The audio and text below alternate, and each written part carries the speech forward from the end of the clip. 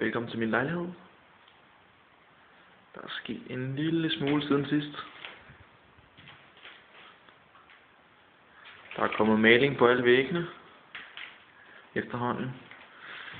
De mangler dog stadig at få et par gange, men det hjælper på det. Det er inde i stuen her.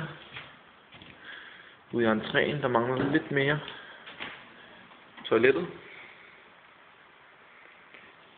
Det er heller ikke helt fantastisk endnu. Der skal ske en hel masse derude. Herinde, der er mine møbler til køkkenet. Moduler hedder det vel. Rigtig fint og rigtig tunge. Så jeg er helt sikker på, at der ikke er nogen, der løber med dem, fordi godt nok tunge. Og tak for hjælpen, Klaas. Herude, køkkenet, det er faktisk herude, vi er nået længst. Fordi der skal monteres køkken i morgen.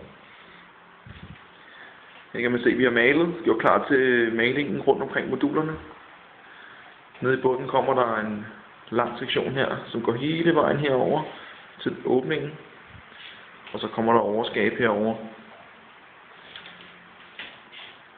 På den anden side af åbningen, der kommer der faktisk 3 højskab. Det kan være lidt svært at se her. Men der er en masse plads her. De er klar til nogle højskab.